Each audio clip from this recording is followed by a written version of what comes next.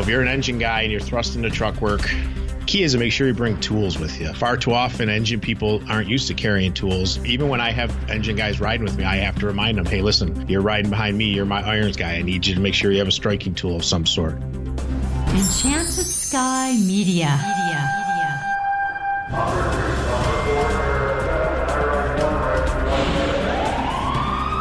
From Los Angeles, this is Code 3, the Firefighters Podcast, hosted by award-winning journalist Scott Orr. Code 3 features interviews with leading members of the fire service, discussing firefighting strategy, tactics, and other topics you need to know more about. Now, here's Scott. That's right, and I will not let Parkinson stop me. Thank you for joining me again for another edition of Code 3.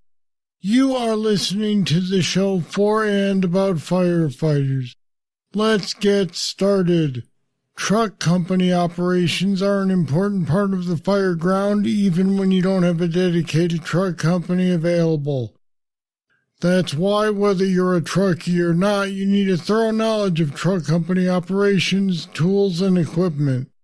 My guest today will be presenting on exactly that topic at Firehouse World 2020 in Vegas on the topic of top tips for effective truck company operations. Sean Eagen is a 20-year veteran of the fire service. He's a captain with the Buffalo, New York Fire Department. He's also a part-time instructor for the New York State Office of Fire Prevention and Control's Special Operations Branch. And Sean Eagen joins me now. Welcome to Code 3. Hey, how are you, Scott? Doing well, thanks. Hey, let's start with the basic question. What if we don't have a truck available? How much of the truckie's job can an engine company realistically do? I think, honestly, they could do most. Obviously, if you're running a straight-up engine company, you could do, you could certainly do the forced entry. You could still do the ventilation. Dedicating people to topside ventilation or vertical ventilation, as we will, might be difficult. It all depends on the amount of people you get. I mean, if you have the staffing to get it done, even if you don't have a truck company, most of the work can get done. It all needs to get done at some point. So the quicker you can dedicate resources to it, the better off I think you'll be. Are most engine company firefighters prepared to do this stuff? I don't know. I'd like to think so. Back here, at home, we try to do early on in the careers when they're rookies and whatnot. They try to shoot them from the engine to the truck, so they get a little experience doing both. Now, in the volunteer world, you can't. But I assume when the chiefs and the training officers are running their weekly drills, they have to do equal amounts of stretching versus truck company stuff to get their members prepared. So it sounds like it's all based on how you train and what you train for. I'd say that's key in the fire service. We do as much as we can. The old saying, you master the basics until they become advanced. All right, let's talk about that famous abbreviation, Lover's U. There's at least a couple variations on it. The one you use is ladder, overhaul, ventilation, entry, rescue, salvage, utilities. Absolutely. How important is that acronym these days? Well, I think it's really important. I think it holds true. And like you said, there are certainly modifications of it.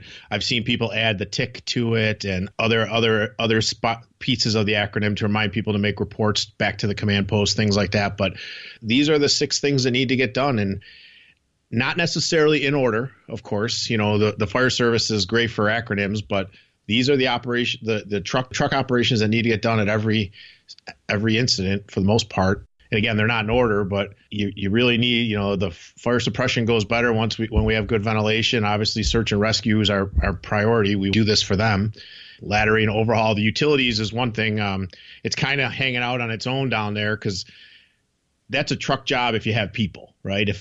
I'm not going to have someone go control the utilities when I still have primary searches that need to get done. But in our world, we'll have the fast trucker, the guys doing RIT, can maybe go control the utilities, or a couple teams of extra people that might just not have an assignment yet. But all these are important. I mean, you have salvage and every other thing that you can do once the scene progresses.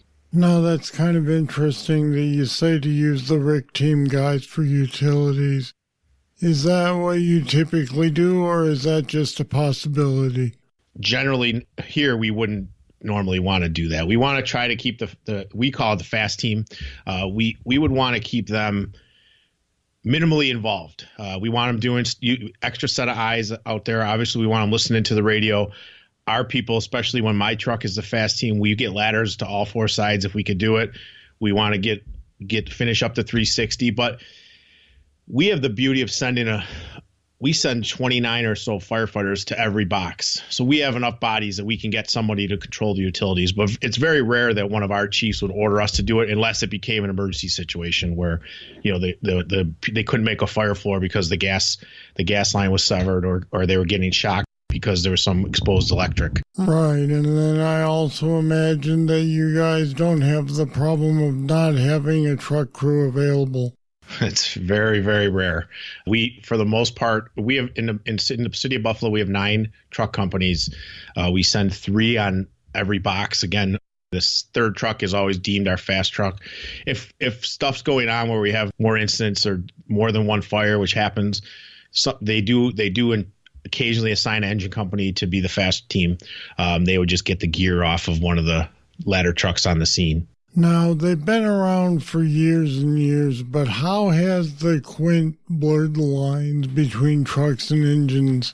Well, we had a big fight back here. I know you used to be from Rochester, so I know Rochester used to do the Quint MIDI system. And yep. We have one truck now in the city that would still operate that is still considered a Quint. We don't use it for that. Our trucks are all ladder companies, even if they have, all of them have pumps now, but even if they have a water tank.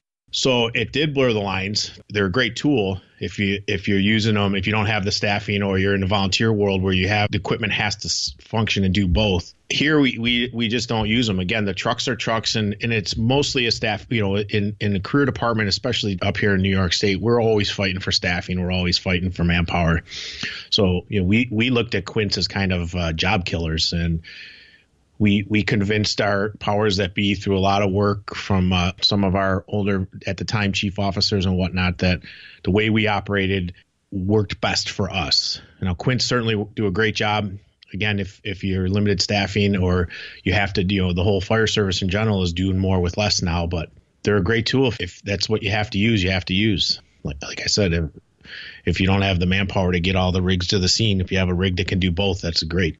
So how many people would you put on a Quint? 4, 6? Well, all I'm familiar with is we operate with 4-person trucks. If you could have 6, a lot of them now that'd be tight. It'd be tough to get 6 people in the back. We occasionally can run 5 on our trucks, but if you could get 6 people operating, it's perfect. You have your turntable guy, you have somebody operating the aerial, and then you still have people that can make your stretches and run your hand lines off of them. Of course, that's wishful thinking for a lot of departments where they're barely able to staff a rig. Absolutely. So what do you think is the minimum staffing for an engine company that's out in the real world somewhere where they don't have any real money for this anymore? It always amazes me talking to friends and people around the country. I don't know how people do what they do with 3 people or 2 people on an engine company. I think you should always have 4. It allows all the tasks that need to be accomplished safely, and you still have your apparatus operator can focus strictly on running the pumps. Your officer can be the officer, and your other guys can do the stretching.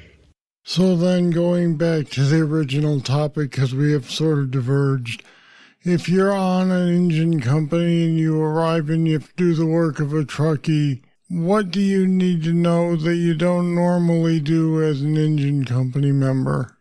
So if you're going to have to do the work of a truckie, you have to, especially before you start popping windows or popping doors, you have to make sure your lines are stretched. I mean, as an engine guy, you should understand that you have to coordinate ventilation.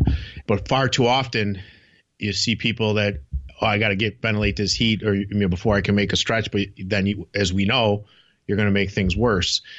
So the engine guys that are thrust into truck work, the key is to just go in order. Can the engine get in? Great. The force plantry is out of the question. Now I got to start worried about search. I don't believe in reports that everybody's out.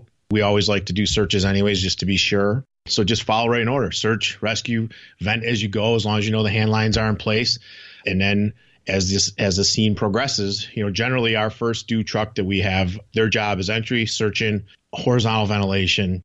And then the chief, as the scene progresses, will start to assign companies to get into the salvage work. And like I said, that's generally, if you have the manpower to do it while you're operating, that's great. Very, very, very few people have that. But, if you're an engine guy and you're thrust into truck work, just start with the basics: entry, search, rescue, vent. And then once we get the fire knocked down, or while we're searching for fire, we got to start overhauling, looking for extension, checking where things go. Key is to make sure you bring tools with you.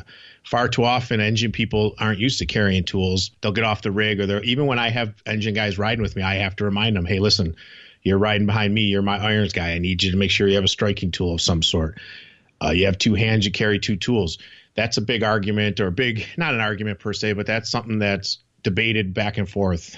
What do I carry a hook and an axe and a maul? I like my guys to have two tools. It's just easier. You're not, you get inside, now you're on the second floor in an attic, and you can't, and you need a different tool. This way, if you have it with you, even if you set it aside, bring your tools with you and just follow the chain. Get someone that, I assume you're not going to be by yourself, so somebody will be there to help you. But get that place opened up, help get that line in place. And that's the other thing for the engine guys you should know. If you see a hose line at your feet, grab it. Grab a couple feet, drag it, help those guys that are stretching. Those guys are working hard. So do you suggest, if you've got 2 or 3 guys, that they each carry 2 different things and then assign them what to carry? I generally don't assign per se. Again, the person behind me, I want carrying some type of striking tool so that he can help me with force entry. And then I want him bringing a 6-foot hook. But it depends on the building. So if we're talking a wood frame structure, I'm going to have my Halligan. I'll have my tick. My forcible entry firefighter, or the firefighter behind me, I want him to have a maul or a flathead axe. Generally, these guys are bringing the splitting mauls.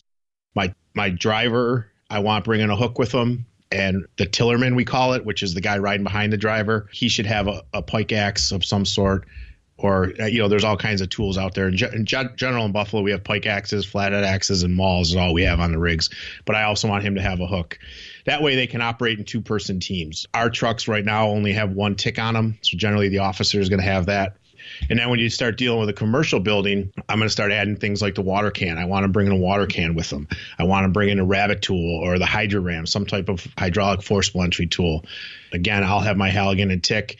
But when we're inside a commercial building or a larger building like that, we're going to stay together and operate as one unit. I'm glad you mentioned the water can, because I did want to talk about that. Do you find there are some firefighters who don't realize the value of it and don't really want to deal with it? I think starting out, they're probably that way. Oh, it's one extra thing to carry, especially when you're dealing with some type of high-rise building, when you're going in for smells and bells type of call. It's one extra thing to carry. Most of ours, we retrofitted them and used the 2-inch webbing, to create a strap for it, so it's a lot easier to carry. But I think once they see it in action and they understand what that 2.5 gallons of water can do to hold a fire for you for a few minutes, or to knock something down quick so you can do a search or get yourself out, I think they're sold pretty quick. It all comes down to training with it. And the water can's a perfect tool to train with, because you can train, you can empty it all day long. It takes nothing to fill it back up, a garden hose and a air chock for your compressor. But I think starting out, I don't see firefighters carrying it as much as I'd like as part of their first due cash. Even in regular house fires, if an engine's delayed, I'll have one of my guys grab a can just to be safe, just in case we can do a little something. Yeah, and like you said, if you can hold it for a minute or two, that may be all it takes. Yeah, if you're careful, you can stretch that water out pretty well. And we're putting a little bit of foam mixed in with ours, and that's helping get a little bit of the foam that's left over into bottles when we fill the rigs. So that helps get the bubbly water a little bit. Yeah, I think firefighters sometimes forget how little water can do the job. Absolutely. When Kurt Isaacson speaks, he'll talk about how you can often do a lot to put a fire down with just your tank of water without even relying on the hydrant if you use it correctly. Yeah, you're absolutely right. And, it's all about stretching. It's about the right hand line selection. It's about nozzle selection and all that. And we're not going to we could jump the shark and talk about that for hours, but you're right. There's a whole class, I believe it's his, that's, little drops of water. It can do a lot for you. So what tips do you have for newbies who are on the truck? Listen and learn, read, podcasts. There's a ton of great podcasts out there. There's a ton of information available on the internet for you, and talk to the old timers. All old firemen were young firemen at one point for the most part. And, their job is to make you an old fireman. So if you have an old salty dog at your fire hall or at your firehouse, just talk truck stuff with them. Just like engine, there's engine purists out there. And obviously I'm not knocking the engine company. I spend equal amount of time in my career so far on the engine, but there's purists that think that the joke all the time here is that, the truck guys think we could just chop the fire out. So get out there, ask questions, reach out to me if you want. I'm certainly not a guru, but I will offer what I can to help you out. But yeah, there's so much information out there. There's so many great groups now with social media. There's so many great podcasts that the information's there. You just have to go look for it. All right, so you'll be speaking on Truck Operations at Firehouse World 2020 in Vegas this year, right? Yes, sir. I'm looking forward to it. Good, we are too. Sean Eagen, thanks for talking with me on Code 3 today. Thanks for having me. Appreciate it. Sean has a lot of ideas for what he wants to see truckies and engine companies do. What are your preferences? Where do you stand on quints? And what tips do you have for new truck company members? You can leave your comments on our website at code3podcast.com/truckies. There's a link to more resources there as well. This show wouldn't be possible without the support of the super fans who have made a pledge at our Patreon page. Why not join them? It's easy. Head over to code3podcast.com/support. If you donate $10 a month or more, you'll get instant access to the Code 3 Bull Sessions, too. Those are extra content we make available exclusively to patrons who pledge $10 a month or more. So make your pledge today. All right, that's it. That's all for this edition of Code 3. Thank you for listening. I'll be back next time with more. I sure hope you'll join me. I'm Scott Orr, and until then, stay safe. Code 3 is a production of Enchanted Sky Media. To contact us, get more information on today's topic, or to subscribe to the podcast, go to code3podcast.com.